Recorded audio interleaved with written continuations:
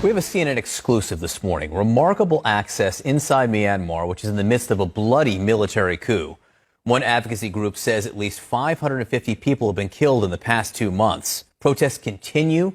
They did throughout the weekend, which security officials have been responding to with this brutal crackdown, detaining thousands. At least 11 people were arrested Friday, minutes after being interviewed by CNN. Our Clarissa Ward joins us now live from Myanmar with the permission of the military, who we do want to note is escorting our team. So, Clarissa, what's happening now? Tell us why it's so important for you to be there. Well, as you said, John, 2 months ago, a democratically elected government was overthrown by the military in a coup after the military suffered what can only be described as a humiliating defeat in the elections back in November. That coup has given rise to an enormous protest movement that has swelled across the country. Put simply, the military does not have the support of the people of Myanmar. And as those protests have swelled and people have become more angered about this coup, so too has the violent oppression of that protest movement by the military. As you said, hundreds have been killed, among them dozens of children.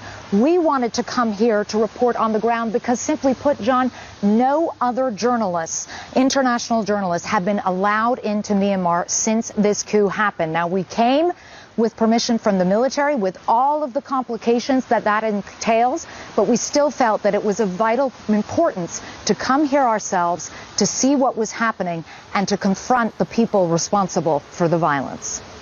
And so, Clarissa, I mean, I know all of this is delicate, but since you're under the auspices of the military, are you able to report freely?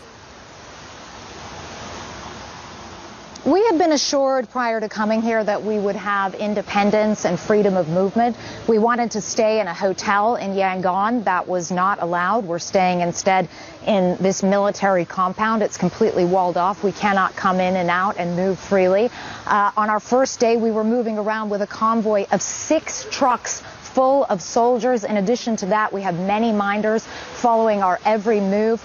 Whenever we do have the opportunity to be on the street, which is very rarely, Allison, our minders are constantly filming everything with their cell phones, making notes, making phone calls, taking records of every single person we talk to and every single movement we make. So it has not been without its challenges, Allison. Well, they're taking pictures and they're taking names, apparently, Clarissa. So tell us about the people who've been detained after speaking with you. So this was a very distressing incident, John. On one day, we were finally allowed to go to a public space, to an open market. And it's important to underscore here that we have not solicited contact with any activists, with anyone who's part of the protest movement, because we know, given the context that we're here in, just how dangerous that could be. However, when we took our cameras out in this market and started shooting video, people started coming up to us. People started giving the 3-fingered Hunger Games salute that has become the emblem, the symbol of this defiant movement. And they came up and started telling us their stories. They told us they were frightened. They told us there is no peace there. And we let them say their piece. We felt it was important to give them the opportunity to have their side of the story on the record. Shortly afterwards, however, we found out that many of them were detained. One woman actually ran after me while we were still at the market, trembling like a leaf, on the phone with someone who said that 3 people we'd spoken to had already been arrested. We had the opportunity, however, to sit down with Myanmar's senior military leadership, the government spokesman himself, and we asked him why on earth these people had been arrested, and we urged him to release them. Take a listen. We went to a market in Yangon, and a lot of people approached us because they wanted to talk to us. They wanted to tell their side of the story. We subsequently found out that at least 5 of them were arrested. We have verified this independently. We have seen photographic evidence in some cases to confirm this. Can you please explain why you would be arresting people for talking to us? What possible crime did these people commit? They haven't committed any crime. We saw it on the news yesterday, and I asked how many were arrested. 11 got arrested. The security forces were worried that they would provoke others and start the protest in the market, and that is why they got arrested. However, the government is arranging to release them as soon as possible. We are now very relieved to be able to confirm that at least 8 of those 11 people, and all 8 that CNN knew about, have now been released. And that is really, truly great news. But still, this just gives you such an idea of the situation that these people are confronting here. They can't even say on camera that they're frightened, that they want a better future, that they want democracy without being arrested. That's how threatened the military is by these people and by this enormously popular protest movement.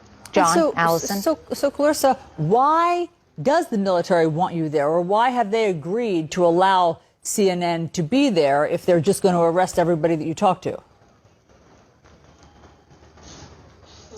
The military wants to get its side of the story on the record, too. And that's important. And we gave them the opportunity to do that. They see the protest movement as being violent, as being dangerous, as being disruptive to the economy. They say that if people allow the process to play out, that there will be elections again within the next 2 years. They paraded a series of victims before us who told us stories about being threatened by the protesters, humiliated by the protesters. They took us to buildings that they said had been vandalized by the protesters.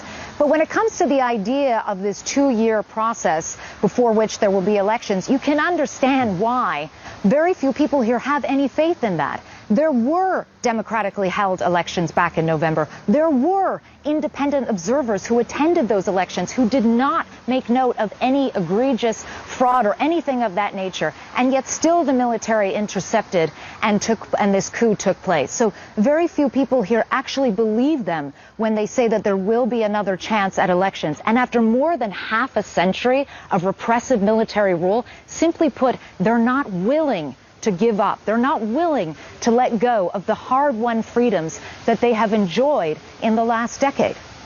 Clarissa, do you have a sense if the military regime, their power is coalescing or growing at this point? Where is it on the curve as you look towards these elections, 2 years from now?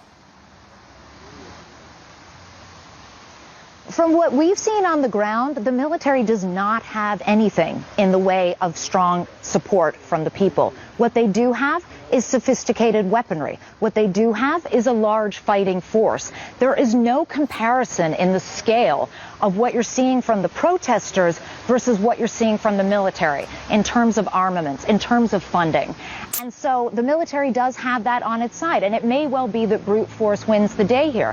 What's very concerning to so many people, including the United Nations, who warned that this could turn into a bloodbath, is that as the protesters become more incensed, as the protest movement becomes more violent, this country could be on course for real civil strife, and nobody wants to see that happen. Clarissa Ward, we are lucky to have you there. The world is lucky to have you there. So we get a window as to what is happening. Please stay safe, you and your team. Thank you for being